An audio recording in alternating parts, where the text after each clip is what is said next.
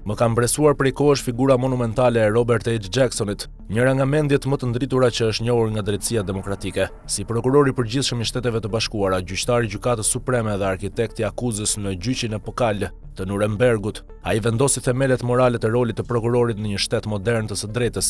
Fjalët e tij të kumtuara në mes të shekullit të kaluar mbeten udhërrëthyese për çdo që beson se drejtësia duhet të jetë e pavarur, por kur e papërgjeshme, e fortë, por kur e verbër ndaj kufive kushtetues. Dhe po e ndaj sot me ju fjalimin historik të Robert H. Jacksonit, sepse paralajmërimet e kryeprokurorit legjendar të Amerikës, njeriu që shkroi etikën moderne të prokurorit demokratik, tingëllojnë sot si të shkruara për ne.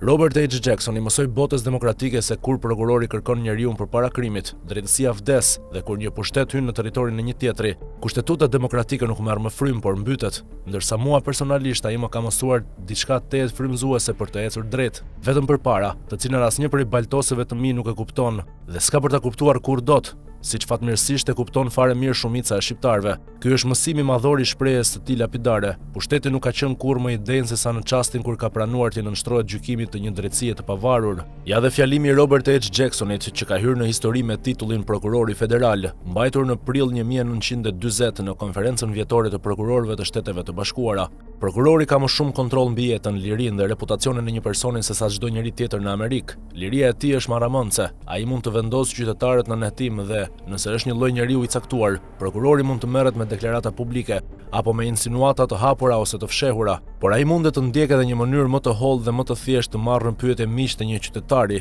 Prokurori mund të urdhërojë arrestime, të paraqesë çështjet përpara një trupi pas dyerve të mbyllura dhe mbi faktet e tij të njëanshme, të ngrejë akuzë duke i imponuar qytetarit ulje në gjyq.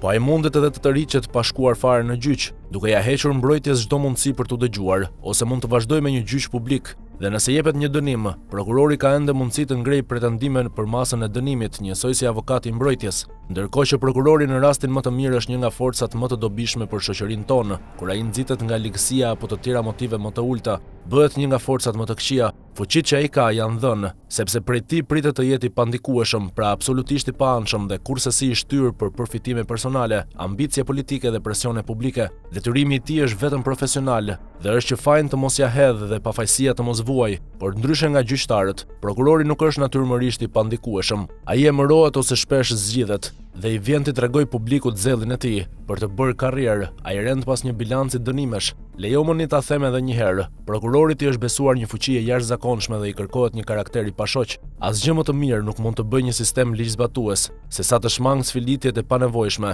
dhe ndjekjet e pajustifikueshme penale. Nëse një prokuror këmbgul tek dënimi në një çështje që nuk duhet ndjekur fare penalisht, ose e gjykon një çështje në mënyrë që nuk është e drejtë, dëmi që ai bën është i pallogaritshëm. Kur fuqia e prokurorit bie në duart e një njeriu jo të mirë, prokurori bëhet njeriu më i rrezikshëm i një vendi. Një nga rreziqet më të mëdha të abuzimit buron nga fuqia e prokurorit për të zgjedhur se kë ndjek penalisht. Të gjithë kemi dëgjuar thënien e mençur se librat e ligjit janë aq të mëdhenj sa një prokuror mund ta gjejë një shkelje të çfarëdoshme për t'ia hipur në kurriz pothuajse kujdo. Është pikërisht këtu tek zgjedhja e çështjeve ku nxitet edhe tundimi më i madh. Prokurori mund të zgjedhë dikë që nuk i pëlqen ose dikë që dëshiron ta turpërojë, ose një grup njerëzish të papëlqyer nga publiku dhe tu qepet për t'i gjetur në shkelje. Dhe pikërisht në këtë çast zbatimi i ligjit bëhet personal dhe krimi i vërtet bëhet fakti i të qenit të papëlqyer nga prokurori i gabuar. Një prokuror i mirë mund t'i mbrojë njerëzit tan nga krimi, një i keq mund t'i terrorizojë ata. Zbatimi i ligjit nuk është automatik, është human. E përderisa është human, duhet vetë përmbajtje e madhe. Fuqia më e rrezikshme e prokurorit është kur ai zgjedh ata që mendon se duhen goditur, në vend që të zgjedh çështjet që meritojnë të ndiqen. Me librat e ligjit plot me lloj-lloj parashikimesh për krimet, një prokuror ka shansin të gjejë të paktën një shkelje teknike tek pothuajse çdo njeri. Në një rast të tillë, çështja nuk është më të zbulosh kryerjen e një krimi dhe të kërkosh njeriun që e ka kryer. Çështja është të zgjedhësh njeriun që do të fajsosh dhe pastaj të kërkosh në librat e ligjit e të vësh hetuesit në punë për t'i hipur atij në kurriz një shkelje. Tamam këtu qëndron edhe rreziku më i madh. Rreziku që një post publik të përdoret për të poshtëruar, torturuar apo ndëshkuar një qytetar, jo pse është fajtor, por sepse është i papëlqyer apo i padëshiruar. Cilësitë e një prokurori të mirë janë po aq të vështira për të bërë bashkë sa ato të një gjykatësi të mirë. Ato janë ndershmëria, integriteti profesional, paanshmëria, guximi dhe vendosmëria. Por mbi të gjitha, ai duhet të kujtojë se misioni i tij kryesor nuk është të fitojë çështje, por të bëjë drejtësi.